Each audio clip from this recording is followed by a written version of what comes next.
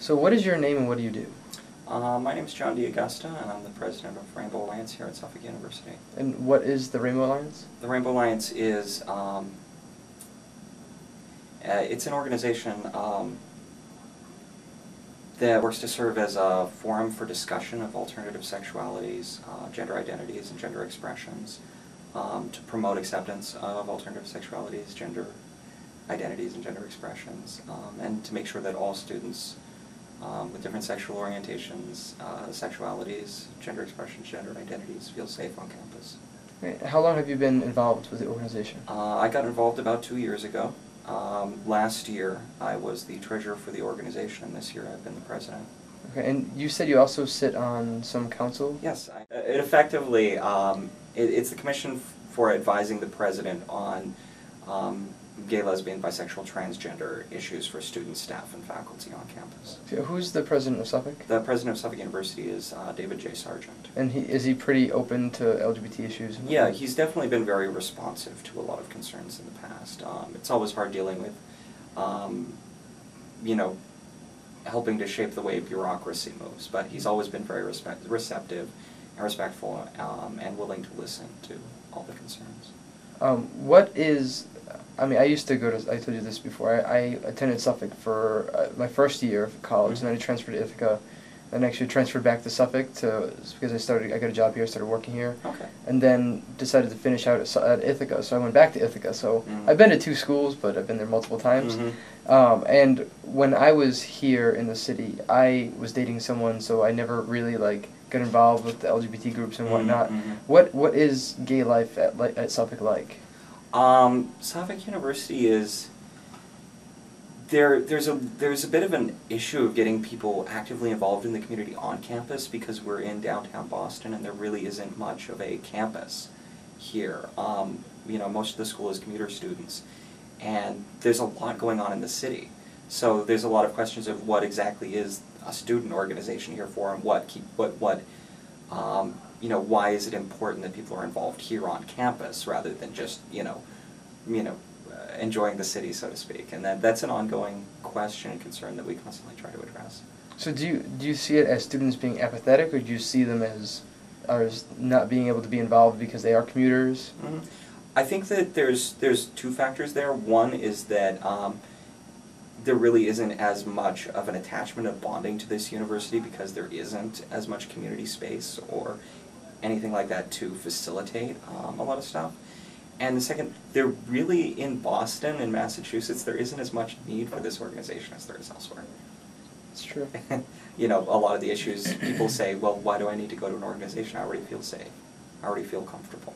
So you generally in Boston and at Suffolk, it's pretty open? Generally, yes. By and large, I've found that most of the people who are involved in Rainbow Alliance are either foreign students who have come to Suffolk University or are transfer students from out of state and don't know the area, don't know who to talk to, who to connect to. And that's something we're working on, making sure that we have information about what's available in the community so that we can, you know, keep the people involved here, but certainly give them the connections in the Boston area as a whole, too. That's interesting. So why do you think it's important to have LGBT groups on college campuses? In general, or yeah, in general, in general, yeah. And then at Suffolk. Yeah.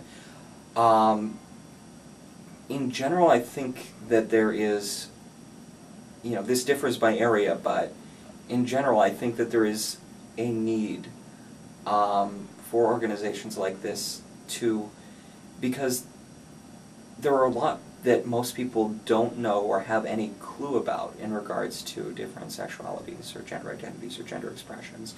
There's a lot of people who come to college, go to university, and they've never dealt with these issues before, and there's a lot of them that, you know, are wrestling with their own personal issues and personal lives, that this is for a lot of people, this is their first opportunity to, you know, really find out what's going on with them or what's going on with other people that they know in regards to sexual orientation or gender identity or expression.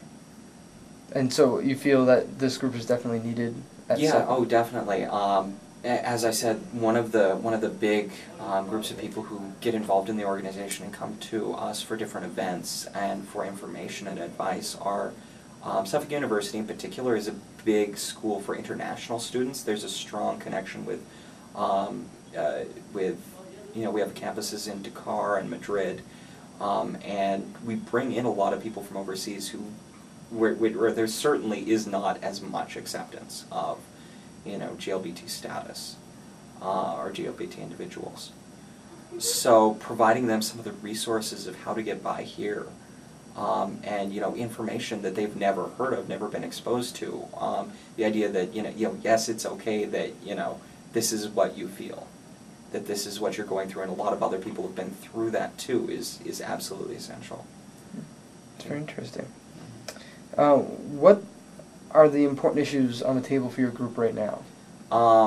Right now, there's for the Rainbow Alliance, two things that are our goals right now. One of those is to really better integrate information about what's going on in the rest of the Boston community, because there is so much going on, and we want to be able to be a portal to for people who don't know what's going on or what resources are available, to make sure that they can come to us and that we can direct them to whatever they need or whatever they're interested in. Another aspect that we're trying to address is making sure that there is a strong, social aspect here at Suffolk University where people can feel safe and comfortable on campus, not just in the Boston area. And one of the things we're doing with that is that we're working right now on trying to get gender identity added to the non-discrimination policy at Suffolk University, because that hasn't been the case so far.